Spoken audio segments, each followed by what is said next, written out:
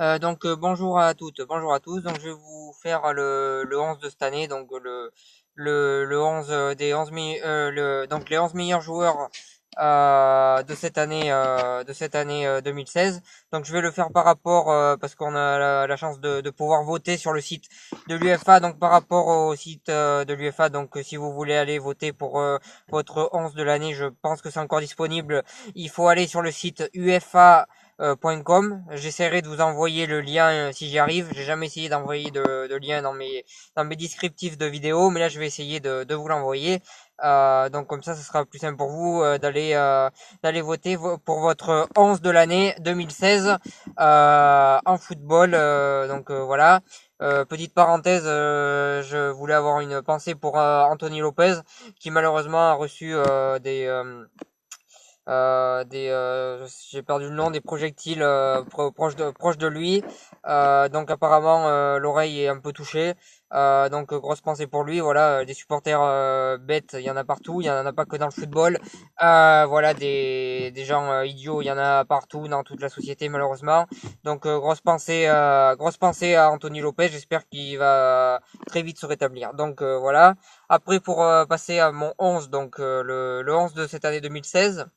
Donc dans les gardiens, il y avait quatre joueurs proposés. Il y avait pas Lloris.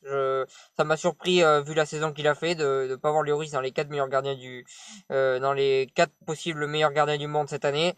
Dans les quatre, il y a Navas qui a fait une très grosse saison avec le Real de Madrid.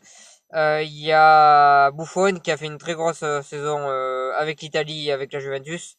Il y a Oblak qui a fait une énorme saison avec l'Atlético, voilà, très très grand gardien, sous-coté mais très très grand gardien. Et puis le dernier, Rui Patricio, le gardien du Portugal.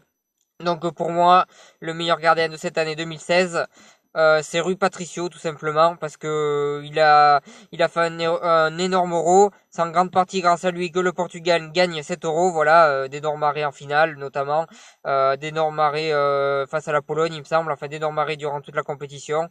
C'est en grande partie que grâce à lui que le Portugal gagne. Pour moi, il est au-dessus des autres sur cette année. Parce que même au Sporting, il a fait une très très grosse saison aussi. Pour moi, c'est lui qui est le meilleur gardien de cette année. Après, c'est mon avis. Après, pour répondre à la question, pourquoi qu'il n'est pas parti du Sporting, tout simplement parce que le président du Sporting est un président assez spécial, qui est pas très bon dans la communication. Lui voulait partir, voulait aller progresser dans un autre club, le président du Sporting a laissé partir très peu de grands joueurs et il leur a pas permis d'aller progresser dans notre équipe. Ce qui n'est pas le cas de Porto ou de Benfica qui eux gèrent très bien ces cas-là.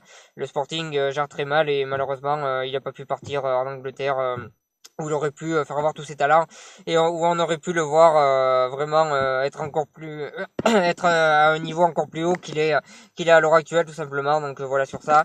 Après en défense centrale, je mettrai Pep, même si je l'apprécie pas, il a fait une énorme saison. C'est en grande partie grâce à lui que le Portugal gagne l'Euro également. Voilà, ça a vraiment été le meneur du Portugal pendant tout cet Euro. Donc pour moi, il mérite vraiment d'être dans cette défense centrale. Même si je l'apprécie pas, qu'il a des coups de folie de malade où il monte sur les gens. Voilà, j'apprécie pas du tout le joueur, mais là je dois reconnaître qu'il mérite. À côté de lui, je mettrai Koscielny. Énorme saison avec l'équipe de France, même s'il est responsable sur le but de la finale à l'Euro.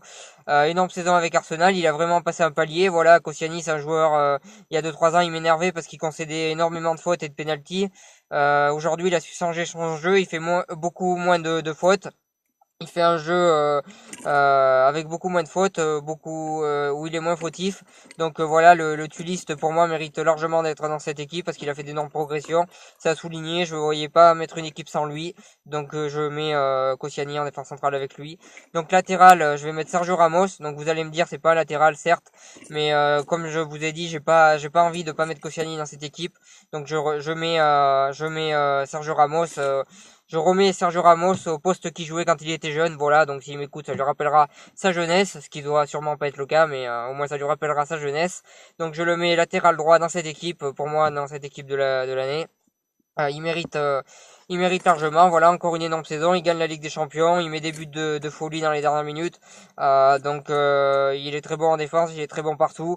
Donc, il mérite amplement cette place. Voilà. Et puis, il est latéral, mais je tiens quand même à préciser que quand il était latéral, il était le meilleur latéral du monde. À l'heure actuelle, il est le meilleur défenseur central du monde. Donc, je peux le mettre latéral du coup. Donc, latéral gauche, je vais mettre Rafael Guerreiro, le Portugais. Alors vous allez me dire pourquoi tu mets un ancien joueur du FC Lorient qui a passé qui était au FC Lorient il y a pas longtemps. Ben, tout simplement parce que au FC Lorient il a été très très très performant. D'ailleurs les performances du FC Lorient sont beaucoup moins bonnes depuis qu'il est plus là, et puis aussi parce qu'il a fait un énorme euro surtout, et il s'est très bien adapté à cette à cette équipe de Dortmund qui va le permettre de progresser énormément. Donc pour moi il mérite d'être le meilleur latéral gauche de cette année, je précise bien seulement de cette année. Et en plus Cristiano Ronaldo a dit récemment dans une interview que le joueur de sa sélection qu'il aimerait bien voir au Real de Madrid, ça serait lui. Il aurait pu citer beaucoup de noms, il a cité lui, et pour moi c'est pas un hasard, donc il mérite largement Rafael Guerreiro d'être dans cette équipe. Ensuite, au milieu de terrain, donc j'ai fait un 4-4-3. Donc j'ai mis un milieu de terrain très offensif. Donc avec Esta, il a pas fait une très très grosse saison. Enfin si, mais il a pas gagné de trophée majeur. Mais il a gagné quand même. Il a fait le doublé avec Barcelone, Coupe Championnat. C'est aussi à souligner. Donc il a fait des bonnes performances. Et puis Iniesta, si je le mets dans cette équipe, c'est surtout parce que voilà, c'est un joueur qui apporte toujours énormément dès qu'il rentre sur le terrain. Dès qu'il est sur le terrain, c'est un joueur exceptionnel. Et il mérite largement d'être dans cette équipe. Donc voilà, c'est mon premier milieu que je mets. Le deuxième milieu, c'est Carrasco, Ferrero Carrasco. Le Belge. Donc pour moi, il mérite largement d'être dans cette équipe. Il fait une grosse saison. Voilà, c'est un joueur qui est très fort techniquement, qui a fait une grosse progression depuis qu'il est parti de Monaco. Il a énormément progressé à l'Atlético aux côtés d'un très bon entraîneur. Donc il mérite largement pour moi d'être dans cette sélection. Donc c'est avec grand plaisir que je le mets dans mon 11 de l'année 2016. Ensuite, je mettrai Payet. Donc Payet, énorme saison avec West Ham, énorme euro, même s'il a raté la finale, il a fait un euro vraiment énorme. Il est très important pour l'équipe de France, il est très important pour West Ham, même si en ce moment West Ham est en difficulté. Pour moi, il mérite largement d'être dans cette équipe. Voilà, pour moi, ce milieu à 3, ça va être avec Iniesta, Carrasco et Payet. Donc c'est très offensif comme milieu, mais moi j'aime bien l'offensif, donc ça me permet de faire de l'offensif. Ensuite, les trois attaquants. Donc, je vais mettre les trois attaquants qui viennent d'être nommés pour le Ballon d'Or. Alors, j'aurais pu mettre Suarez. J'ai longtemps hésité entre Suarez et Messi. Mais j'ai mis Messi tout simplement parce que Messi, tout simplement, il est meilleur que Suarez. Si on compare les deux en termes de qualité, il est au-dessus. Et tout simplement parce que il a pas été mauvais à la Copa América, même s'il perd en finale malheureusement. Mais il a fait une très bonne compétition. Donc je tenais à le dire, et puis je trouve qu'il mérite d'être dans cette équipe, donc je le mets à la place de Suarez, je pense que Messi mérite d'être dans cette équipe. C'est que mon avis. Après, je sais que beaucoup de gens pensent que Suarez mérite d'être dans cette équipe. Euh, Moi je le mets pas parce que voilà, on peut pas mettre 36 attaquants non plus, donc voilà.